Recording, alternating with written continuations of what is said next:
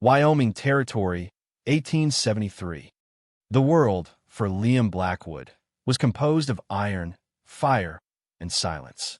The iron was unyielding until it met the fire. The fire was chaos until it was tamed by his will.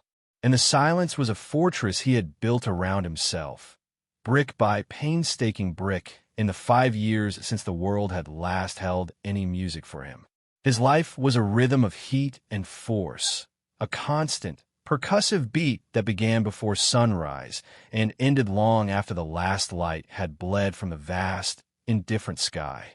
The clang of his hammer on the anvil was the only voice he permitted in his life, a language of creation and repair that asked for nothing and offered no false comfort. His smithy stood at the edge of redemption, a town that clung to the dusty plains like a stubborn burr on a wool blanket.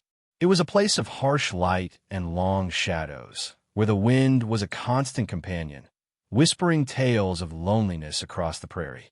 Liam's forge was the heart of the town in a practical sense. He shod their horses, mended their plowshares, and forged the simple tools that allowed them to carve a life from the unforgiving land. Yet he remained apart from its soul. He was a necessary fixture, as solid and as taciturn as the anvil that was the centerpiece of his world. He worked stripped to the waist, the heat of the forge painting his skin with a sheen of sweat that caught the flickering orange light. The muscles in his back and shoulders were thick cords of power, honed by years of labor. His hands, calloused and often stained with soot, could be surprisingly gentle when coaxing a delicate curve into a piece of hot metal, but they were more accustomed to brute strength. His face was all sharp angles and quiet intensity, his dark hair perpetually unruly, his eyes the color of a stormy sky. They were eyes that watched everything and revealed nothing, guarding the desolate landscape of his past. Today, the rhythm was off. A piece of iron, destined to become a hinge for the new church doors, fought him.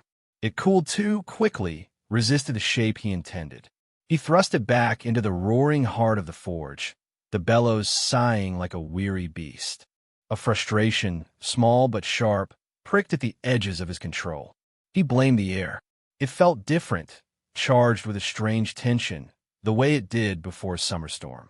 But the sky was a vast, cloudless blue, painfully bright.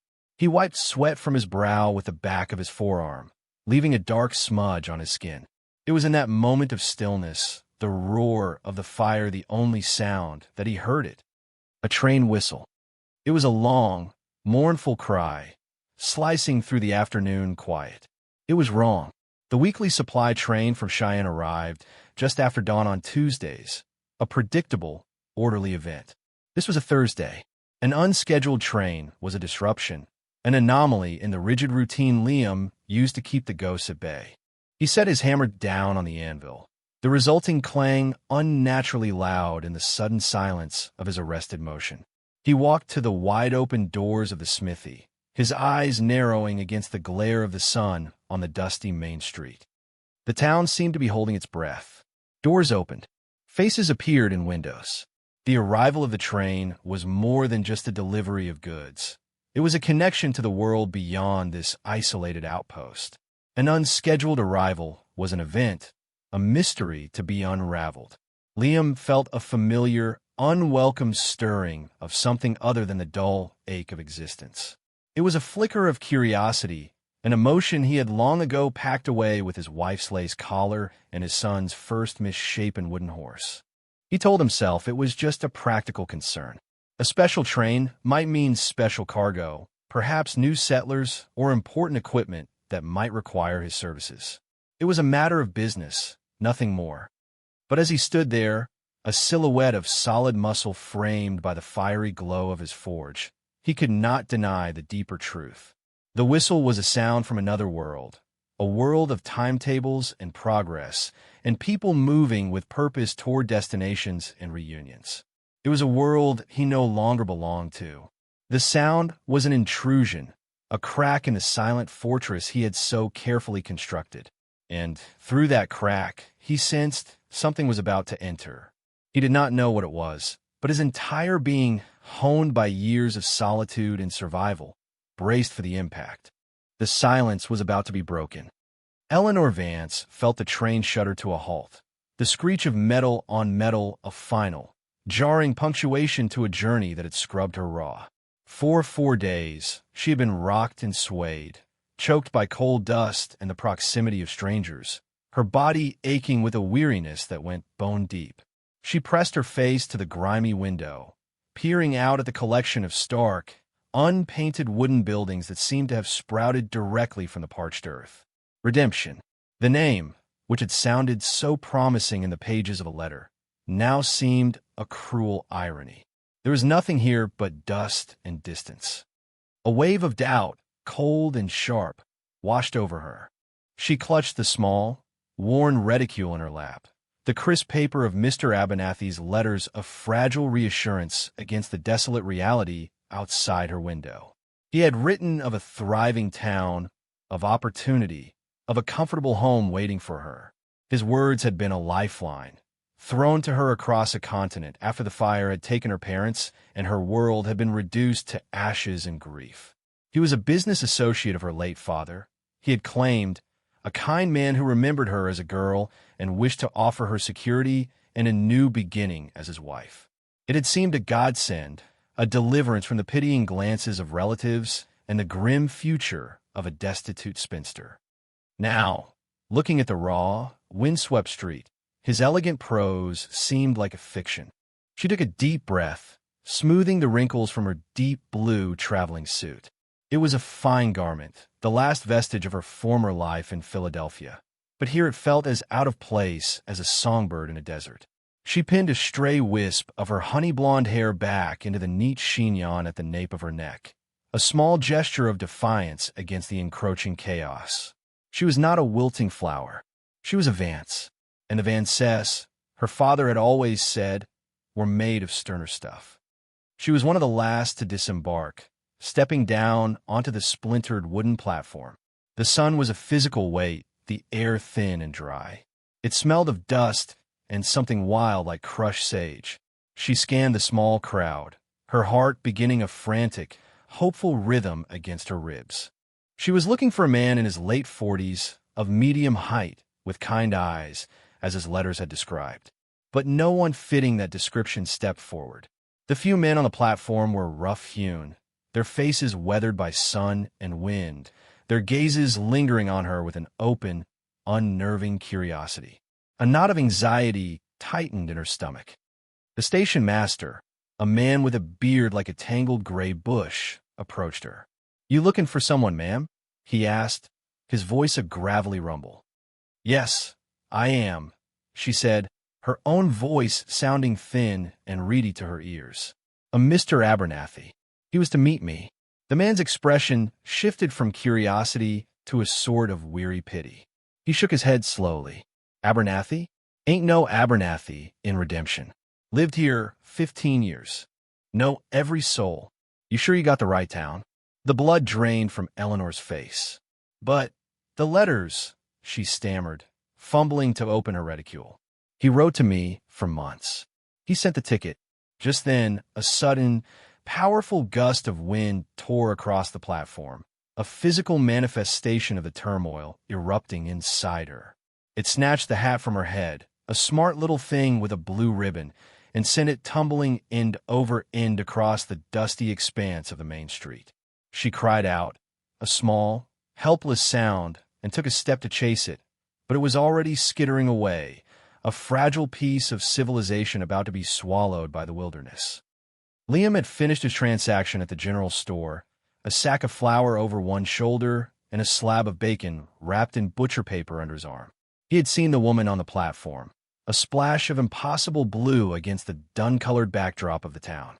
He had noted the way she stood, straight and proud, even as the hope visibly drained from her face. He recognized the look. It was the look of someone who had gambled everything on a promise and had just realized the dice were loaded. He had turned to head back to his forge, to the predictable comfort of his work when the wind rose. He saw the hat take flight, a frantic dark blue bird. He saw her lurch forward, her composure finally breaking. And he moved. He did not think about it. It was an instinct, a relic from a time when he had been a man who helped, who protected. He dropped his supplies on the boardwalk, strode into the street, and caught the hat in one large, soot-stained hand just as it was about to roll under the wheels of a parked freight wagon. He stood for a moment, the delicate straw and silk ribbon feeling absurdly fragile in his grasp. Then he turned and walked toward her.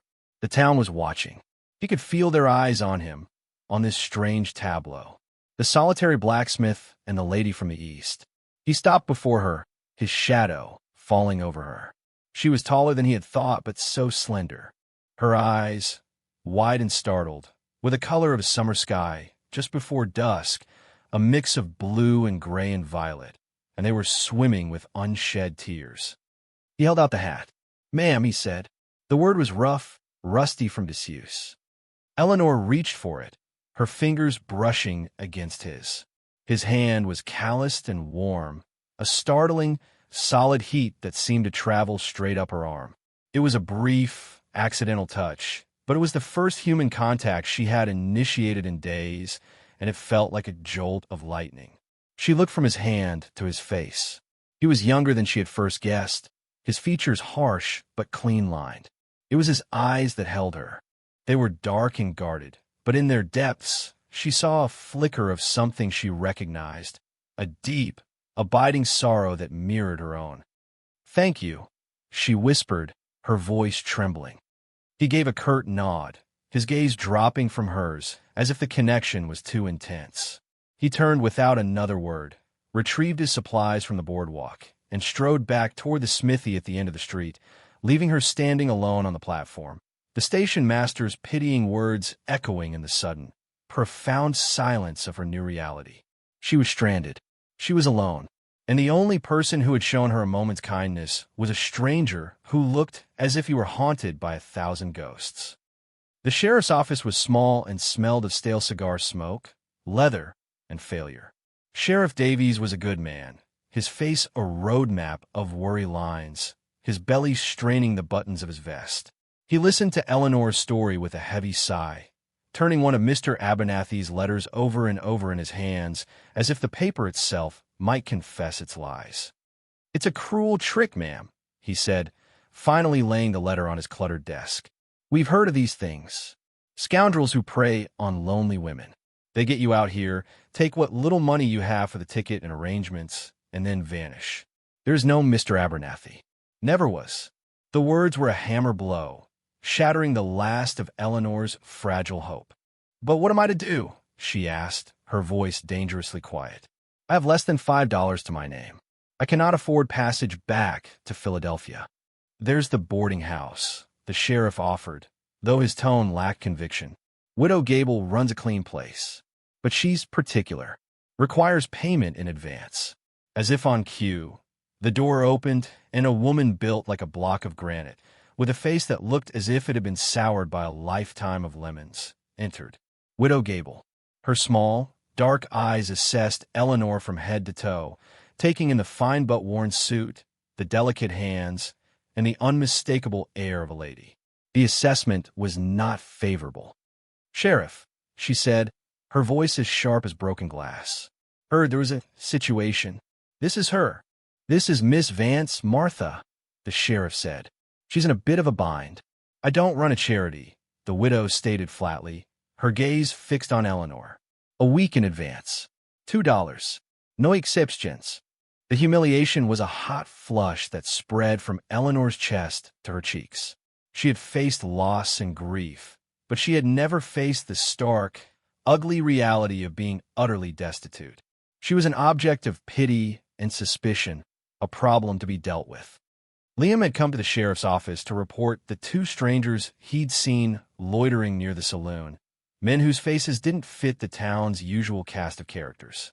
He stood just inside the doorway, unnoticed, listening to the exchange.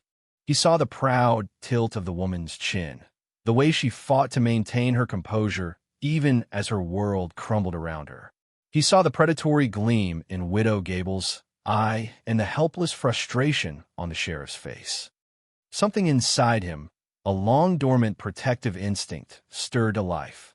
He remembered his Sarah, how lost and frightened she had been when they first arrived in this harsh land, and how he had sworn to always be her shield. He had failed her, failed their son, failed to protect them from the fever that had stolen them away. But he could do something now. This small, simple thing. He cleared his throat. 3 heads swiveled in his direction. His presence seemed to fill the small room. "Sheriff," he said, his voice a low gravel. "I have a room. Above the smithy. It's clean. Was for an apprentice I never got around to hiring." He did not look at Eleanor, but addressed the sheriff directly, as if negotiating a business transaction. "My housekeeper, Martha, is there day and night. It would all be proper." The sheriff looked surprised, then relieved. "Well now, Liam, that's mighty decent of you." Widow Gable sniffed, clearly displeased at being deprived of a potential victim.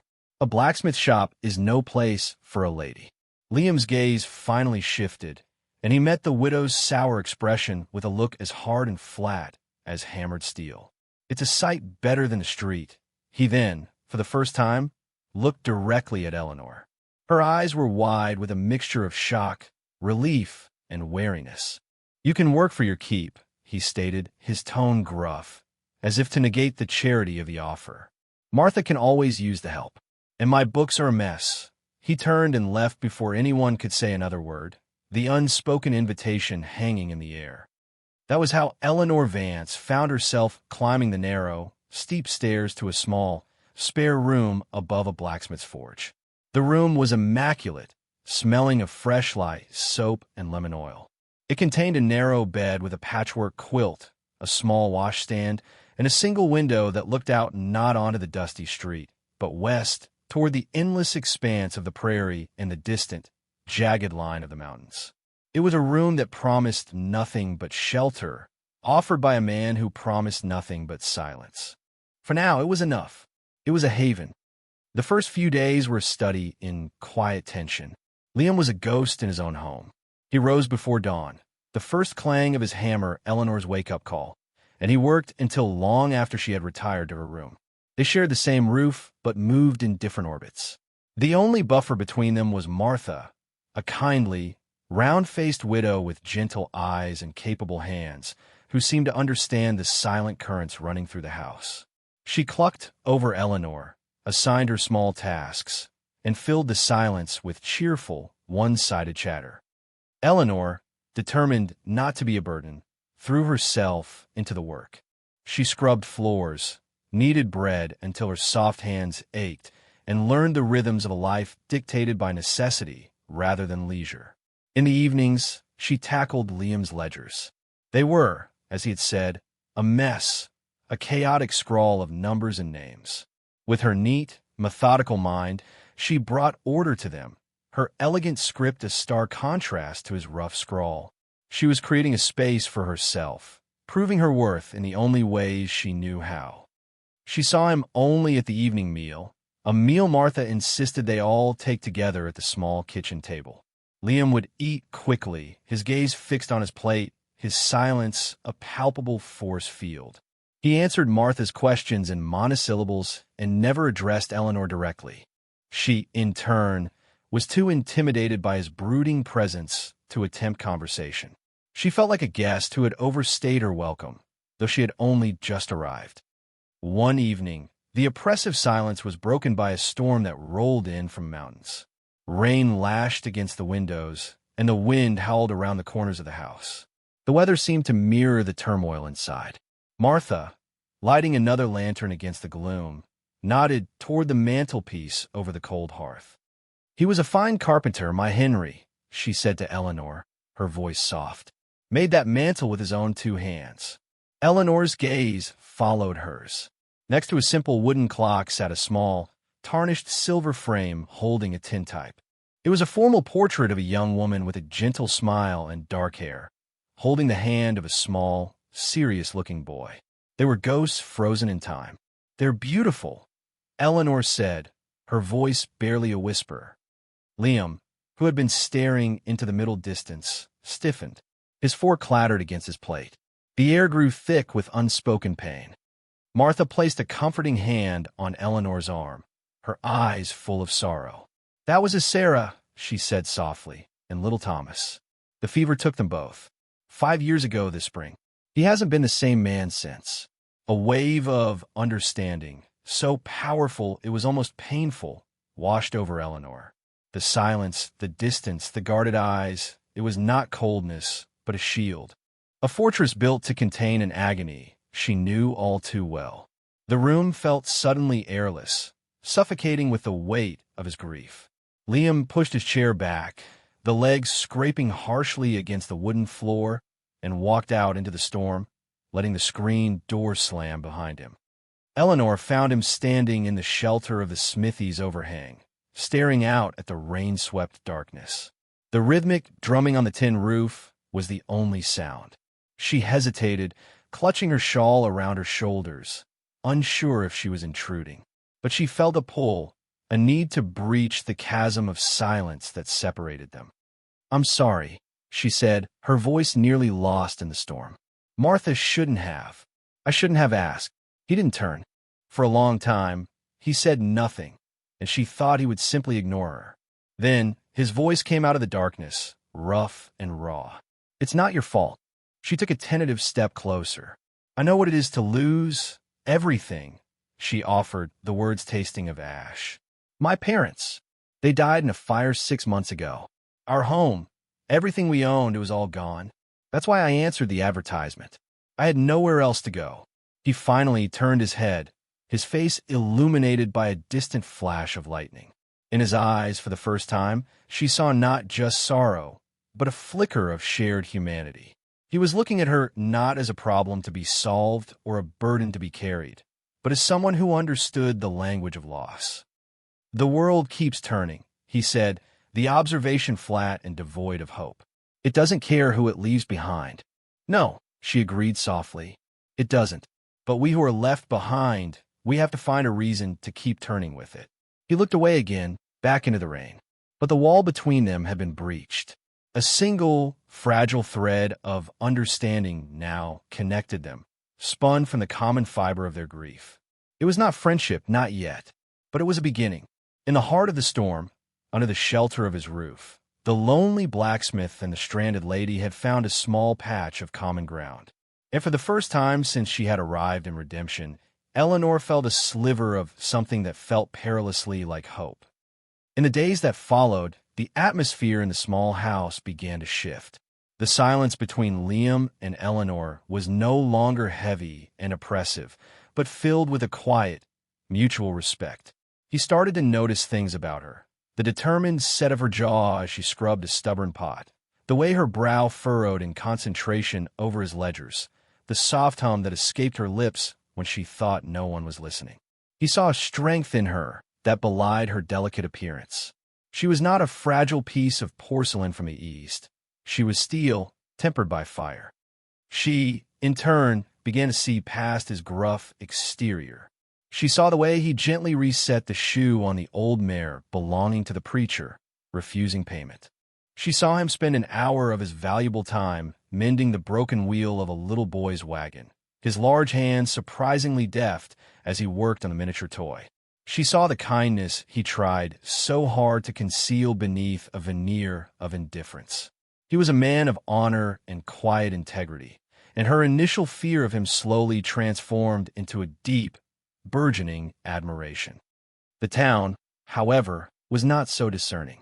Redemption was a small place, and a mystery like Eleanor was a source of endless speculation. Whispers followed her when she went to the general store. The story of her arrival, of her non-existent fiancé, had become common knowledge. Some pitied her, but others viewed her with suspicion. A woman alone, living under the roof of the town's most notorious recluse, it was a recipe for gossip. The whispers found a voice when two strangers rode into town. They were cut from a different cloth than the local ranchers and prospectors. They wore dusty but well-made clothes, and their gun belts were slung low and looked well used.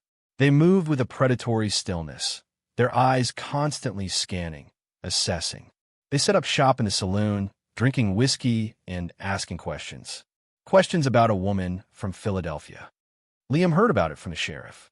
"They're named Pike and Boone," Davies said, leaning against the frame of the smithy door. "Asking after Miss Vance. Spinning a tale that she's a thief. claimed she stole a valuable brooch from her fiancé's family before she lit out. Liam's hammer, which had been ringing a steady rhythm, fell silent. A cold knot formed in his gut. There was no fiancé. "I know that, and you know that," the sheriff said, rubbing his tired face. "But it's a story that's easy to believe for folks who are already looking for a reason to judge. You need to be careful, Liam. These men, they have a bad feel about them." The threat did not remain abstract for long. A few days later, as Eleanor was returning from the mercantile, her basket filled with thread and dried beans, the two men stepped out of the saloon, blocking her path on the boardwalk. The taller one, Pike, had a thin, cruel mouth and pale, colorless eyes. The other, Boone, was broader, with a brutish face and small, intelligent eyes that missed nothing. "Well now, look what we have here," Pike drawled, his voice slick with menace. "Miss Eleanor Vance, I presume? We come a long way to find you." Eleanor froze, her heart hammering against her ribs. She clutched her basket tighter. "I don't know you," she said, her voice commendably steady.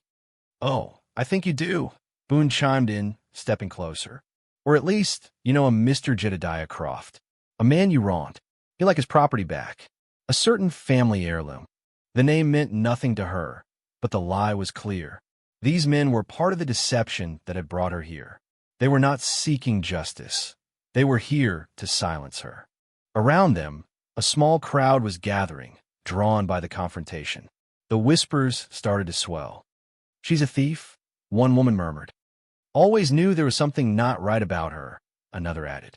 Eleanor felt trapped, her face burning with shame and fear. She was alone, surrounded by hostile strangers and suspicious townsfolk. She took a step back, her heel catching on an uneven board. And then he was there. Liam moved with a silent speed that was shocking in a man his size. One moment he was at the door of his smithy, the next he was standing in front of her, a solid wall of muscle between her and the two men. He didn't say a word to Pike or Boone. He didn't even look at them. His stormy eyes swept over the faces in the crowd, his expression one of cold contempt. "Go on home," he said, his voice a low, dangerous rumble that cut through the murmuring. "This isn't a spectacle for your amusement." His gaze was so commanding, so filled with righteous anger, that the crowd faltered. People began to shuffle their feet and look away, melting back into the shops and alleyways. Then he turned his attention to the two men. "She's under my protection," he said, the words as hard and final as a slammed door. "If you have business with her, you have business with me." Pike smirked, though it didn't reach his cold eyes. "This ain't your fight, Blacksmith. This is about a private matter. She lives under my roof." "That makes it my fight," Liam stated. He took a half step forward, and for the first time, Pike and Boone seemed to recognize the sheer physical power of the man they were facing. He was not just a laborer, he was a force of nature. "You're making a mistake," Boone growled. "No," Liam replied, his voice dropping even lower. "You're the ones who made the mistake. You came to the wrong town. Now, get out of my way." He turned his back on them, a deliberate act of dismissal. He gently took the basket from Eleanor's trembling hands. His gaze softened as it met hers, a silent question in their depths. "Are you all right?" She could only nod, her throat too tight for words. He placed a hand on the small of her back, a gesture that was both protective and proprietary, and guided her down the boardwalk toward the smithy. Behind them, one of the gossiping women who hadn't yet dispersed muttered, "She has no right, causing such trouble." Liam stopped. He didn't turn around, but his voice carried, clear and sharp, for all to hear. "You don't owe anyone in this town," the blacksmith said as he shielded her from the crowd. "Not a thing." The words were a shield, a declaration. In that moment, he was not just offering her shelter, he was offering her his allegiance. He was standing with her against the world. And as they walked away from the prying eyes and venomous whispers, Eleanor felt a profound sense of safety she hadn't known since her father was alive. The fortress of his silence had opened its gates, and he had invited her inside. Pike and Boone were not men who were easily deterred. Humiliated in public by the blacksmith, their resolve only hardened. They worked for Jedediah Croft, a man who had built a small empire in the territory on fraudulent land deals and schemes just like the one that had ensnared Eleanor. Croft couldn't afford to have her talking to federal marshals, exposing the full extent of his operations. He wanted her silenced, and he paid his men well to ensure his wishes were carried out. Their next move was more insidious. They waited until the dead of night. Liam was a light sleeper, a habit born from years of sleeping alone, his senses attuned to the slightest sound. He was woken not by a noise, but by a smell, the acrid scent of smoke where there should be none. He was out of bed in an instant, pulling on his trousers as he moved to the window. A faint, orange glow flickered from the side of the smithy. He raced down the stairs, grabbing a heavy iron poker from the hearth as he went. Outside, he found the source. A pile of oil-soaked rags had been stuffed against the wooden wall of the attached shed where he stored his coal and lumber. The flames were just beginning to lick their way up the dry timber. It was an attempt to burn him out, to destroy his livelihood and drive him from the town. He worked with a desperate, focused fury, beating at the flames with a wet burlap sack he grabbed from the water trough. The fire fought back, hissing and spitting, but he was relentless. He was so absorbed in his task that he didn't hear the footsteps behind him until it was too late.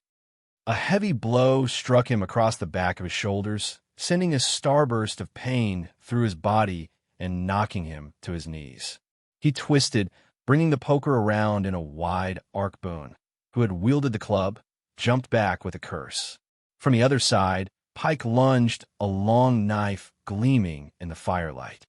Liam was a powerful man, and the smithy was his domain. He came up from the ground like a bear, the poker now a formidable weapon.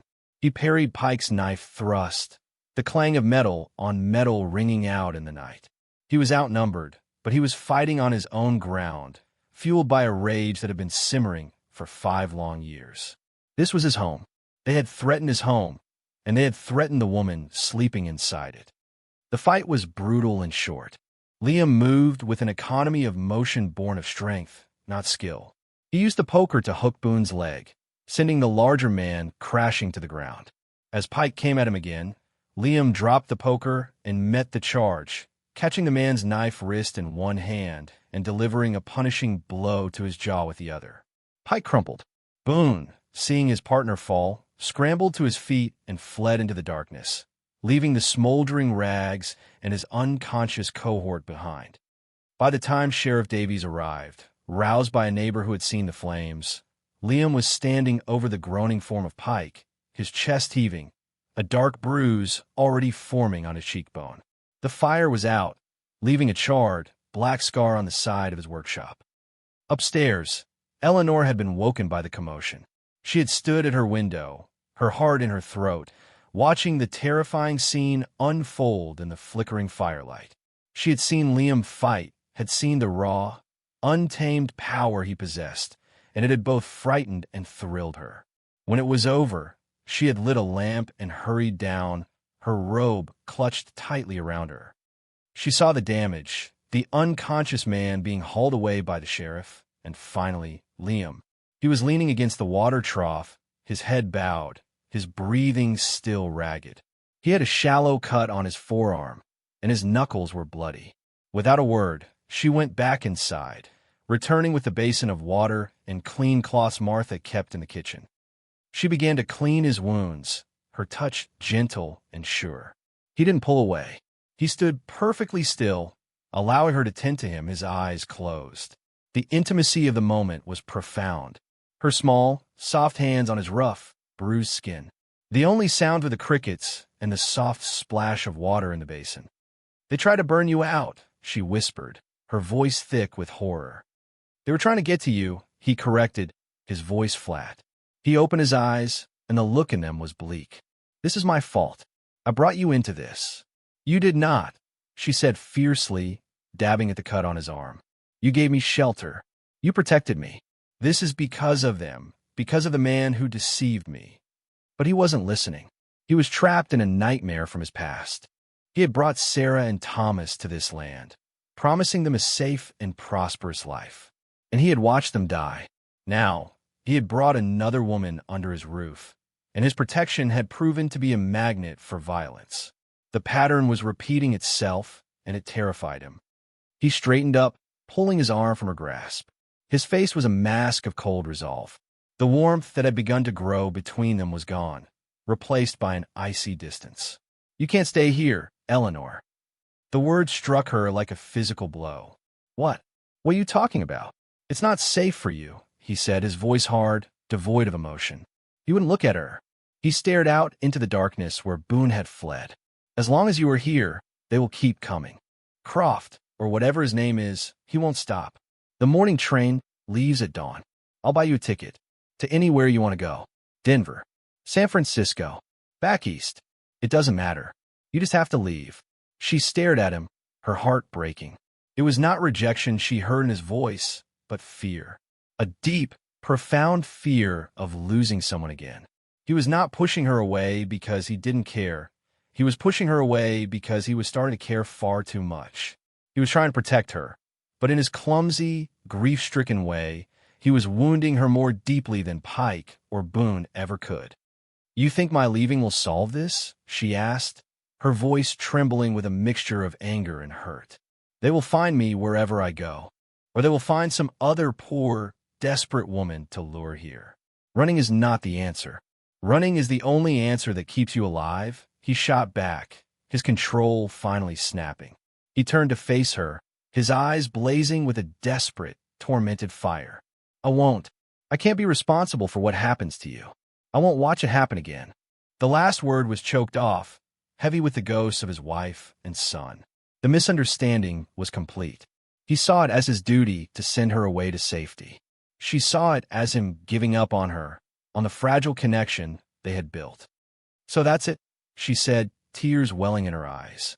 "After everything, you're just going to send me away?" "It's for your own good," he said, the words sounding hollow even to his own ears.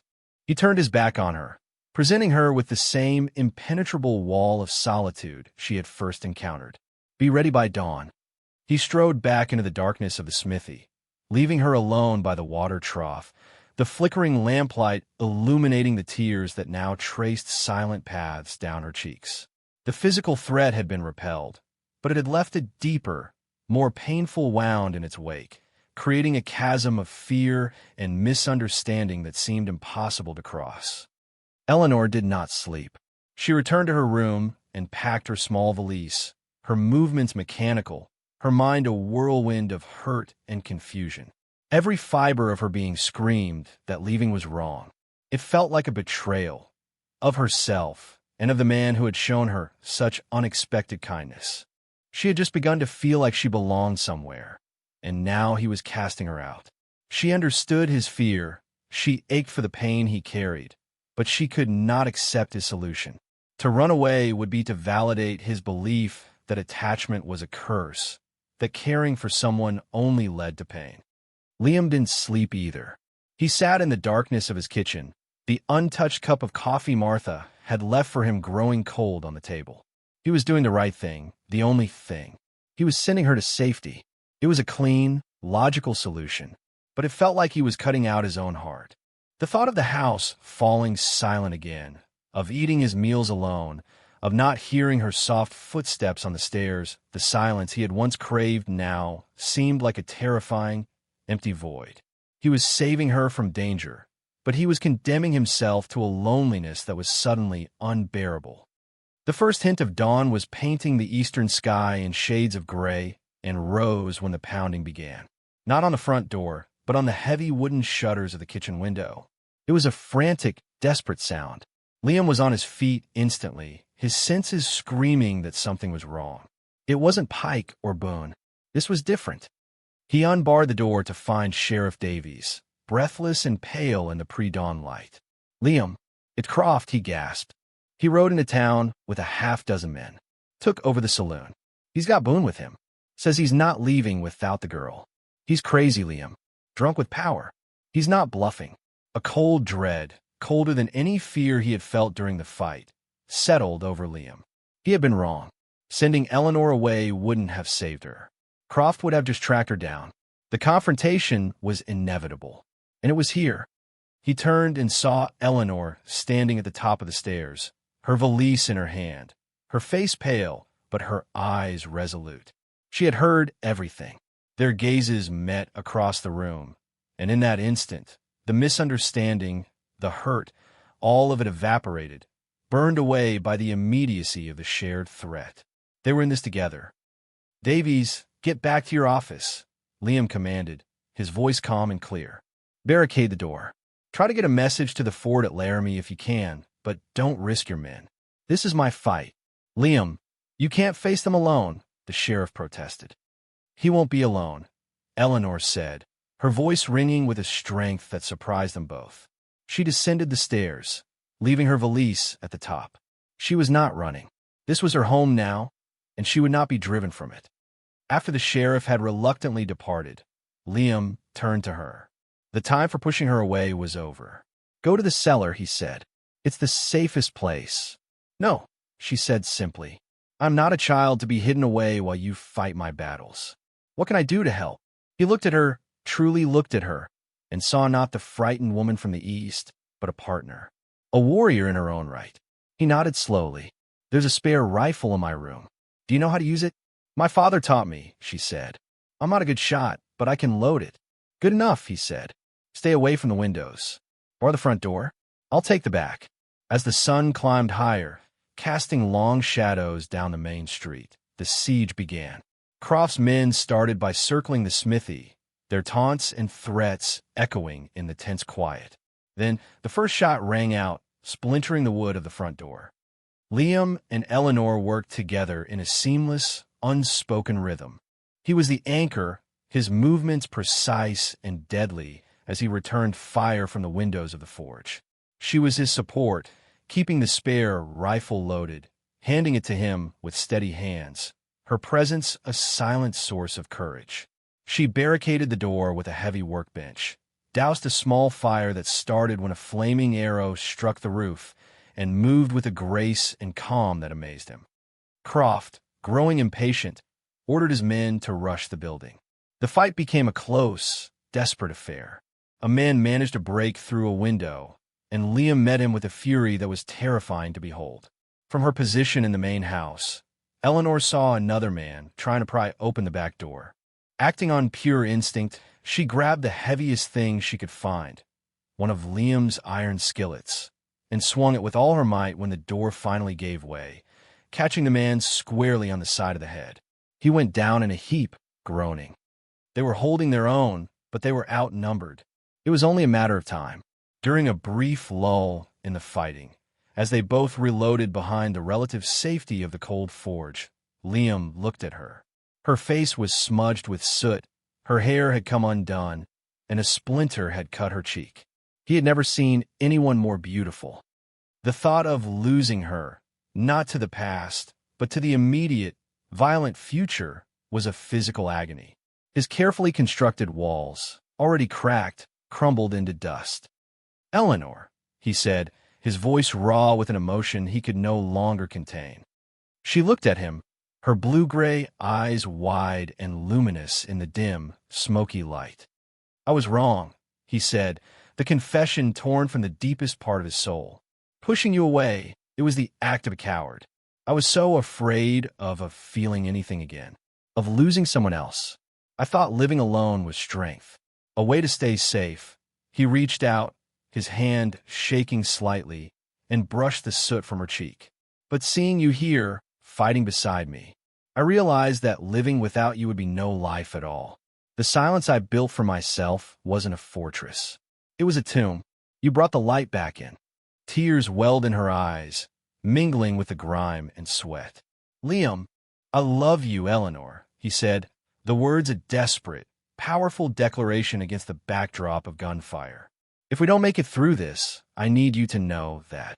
"We will make it through this," she said, her voice fierce and full of conviction. She leaned forward and kissed him, a desperate, hopeful kiss amidst the chaos and the smell of gunpowder. "Because I love you, too." A fresh volley of shots from outside shattered the moment. But everything had changed. They were no longer just two people fighting for survival. They were fighting for a future. a future they had just promised each other. As the door finally splintered under the assault of Croft's men, they stood together, ready to face the end, but united in a love that had been forged in the heart of the fire. Just as Croft himself stepped through the shattered doorway, a fusillade of shots erupted from the street. Sheriff Davies, having gathered a posse of fiercely loyal townsmen who respected the blacksmith more than they feared Croft, had arrived. The tide had turned. The aftermath was a chaotic scene of splintered wood, shattered glass, and the lingering scent of smoke. Jedediah Croft and his men, caught between Liam's determined defense and the townsmen's surprise attack, were quickly subdued. The external threat, which had seemed so insurmountable moments before, had been neutralized with a sudden, decisive finality. The street outside filled with the sounds of the posse securing their prisoners, but inside the ravaged smithy, a profound silence fell. Liam stood amidst the debris, his rifle hanging loosely in one hand. He looked at Eleanor. She was leaning against the far wall, her borrowed skillet still clutched in her hand, her breathing ragged. They had survived. The words he had spoken in the heat of battle, words he had thought might be his last, now hung in the air between them, more real and more solid than the destruction that surrounded them. He crossed the room in 3 long strides. He gently took the skillet from her hand and set it aside. Then he framed her face with his large, calloused hands, his touch infinitely tender. He searched her eyes, needing to see that the world had truly shifted, that what had passed between them was not just a product of fear and adrenaline. He saw his own hope, his own love, reflected back at him. "What I said," he began, his voice hoarse. "I meant it. I know," she whispered, a radiant smile breaking through the grime on her face. "So did I." He let out a long, shuddering breath, the tension of the fight, and of the last 5 years, finally leaving him. He had faced death and had chosen life. He had faced loss and had chosen love. He pulled her into his arms, burying his face in her hair, inhaling the scent of her, a scent of lavender and smoke and courage. He held her as if she were the anchor of his world, and in truth, she had become just that. He pulled back slightly, his expression one of grave seriousness. "This is not how I ever imagined this moment. Not here, not like this. But I cannot wait another minute to ask." He hesitated, fumbling for words for perhaps the first time in his life. "Eleanor Vance, you have turned my world upside down. You have made me feel again. You have made me want to live again. There is no finery, no fancy words I can offer you. Only a life of hard work, a home full of holes, and a man who will love and protect you until his last breath. Will you marry me?" Tears streamed freely down her face now, but they were tears of pure joy. "Yes," she said, her voice choked with emotion. "Oh, Liam, yes." He had no ring to give her. His worldly possessions were simple and practical. But then he remembered. He went to the small, sturdy chest in his bedroom, the only piece of furniture he had brought with him from his old life. From a hidden compartment, he retrieved a small, velvet-worn box. Inside was a simple, slender gold band. He returned her side and took her hand. "This was my grandmother's," he said, his voice thick with reverence. "It represents my past, the family I came from. I wanted to represent our future." He slipped the ring on her finger. It was a perfect fit, a symbol of his past, his grief, and his history, now intertwined with their new beginning. The news of their engagement spread through Redemption as quickly as a prairie fire. The town, which had so recently been a source of suspicion and gossip, now embraced them wholly. They had witnessed Eleanor's courage during the siege. They had seen Liam Blackwood, the town recluse, fight not just for his property, but for a woman. The story of their stand against Croft became a local legend overnight. The men who had fought alongside the sheriff slapped Liam on the back, offering their help to repair the smithy. The women, led by a suddenly contrite-looking Martha from the boarding house, brought pies, bread, and blankets, clucking over Eleanor and welcoming her as one of their own. Their wedding was a week later, held in the small, half-finished church whose hinges Liam had been forging on the day Eleanor arrived. The entire town attended. Eleanor wore a simple dress of borrowed cream-colored lace, and in her hair, she wore a few stubborn prairie wildflowers a local girl had picked for her. Liam, looking uncharacteristically formal in a clean shirt and his best trousers, stood straighter and taller than anyone had ever seen him. When the preacher asked him to say his vows, his voice did not waver. He spoke the words clearly, his eyes locked on Eleanor's, a public declaration of the promise he had already made in his heart. They were no longer two solitary figures defined by their losses, but a union, a partnership, a testament to the stubborn, resilient power of hope. The community that had once held them at arm's length now enveloped them. Their joyful celebration a testament to the new life they were all building, together, in the heart of the unforgiving West. 2 years later, the Wyoming sun, softer in the late afternoon, cast a golden glow over the Blackwood homestead. The smithy was the same solid, reassuring presence at the edge of the property, but the house beside it had changed. It had grown. A new wing extended from the side, its fresh-cut pine still smelling sweet in the dry air. A wide, covered porch now wrapped around the front, and on it, a rocking chair moved in a gentle, rhythmic sway. But the most significant change was the garden. Where once there had been only packed earth and dust, there was now a riot of life. Stubborn, vibrant flowers, hollyhocks, sunflowers, and determined little bluebells grew in a cheerful tangle, a testament to Eleanor's patient, loving cultivation. A patch of vegetables promised a hearty stew for supper. It was an oasis of color and life, a soft, civilized touch on the face of a wild land. Eleanor sat in the rocking chair, a well-worn book of poetry open in her lap, though she was not reading. Her attention was focused on the small boy toddling on unsteady legs across the porch boards. He was just over a year old, a beautiful mix of his parents, with Liam's dark, unruly hair and her own bright, curious blue-gray eyes. He clutched a small, perfectly carved wooden horse in one hand, a gift from his father, who now used the skill with his hands not just for iron, but for softer materials as well. "Thomas," she said softly, her voice filled with a gentle warmth. Careful of the step, my love, she had chosen the name, a way to honor the past, to acknowledge the son Liam had lost without trying to replace him. It was a bridge, not a shadow, and it had brought a final, healing peace to her husband's heart. Her hand rested protectively on the gentle swell of her belly. Their second child was due in the winter. The house was no longer quiet. It was filled with the laughter of a child, the murmur of conversation, and the constant, reassuring presence of love. The familiar, rhythmic clang of the hammer ceased, and a few moments later, Liam emerged from the smithy. He paused at the edge of the porch, wiping his hands on a rag tucked into his belt. He was still a mountain of a man, his shoulders broad and powerful, but the harsh lines of his face had softened. The perpetual storm in his eyes had cleared, leaving behind a sky of deep, calm contentment. He looked at his wife, at his son, at the home they had built not just from wood and nail, but from courage and commitment. Young Thomas spotted him and let out a squeal of delight, dropping his horse and toddling toward him on chubby legs, his arms outstretched. "Papa!" Liam's face broke into a wide, easy smile as he swung the boy up into his arms, settling him on his hip.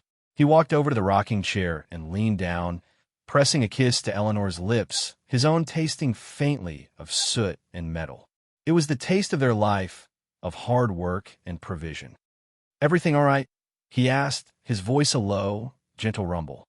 "Everything is perfect," she replied, leaning her head against his sturdy frame. She looked out at the vast expanse of the prairie, the mountains a purple smudge on the horizon. The wilderness that had once seemed so terrifying and alien now felt like home. It was a land of harsh beauty, but it was their land. Liam followed her gaze, his son's small hand tangled in his shirt. The solitude he had once mistaken for strength felt like a distant, faded memory, a story about some other man and some other life. All the iron in the world could not compare to the strength he felt now, with his family surrounding him. He had everything he had ever thought was lost to him forever and more. He looked down at Eleanor, at the love shining in her eyes, a love that had rescued him from the prison of his own grief.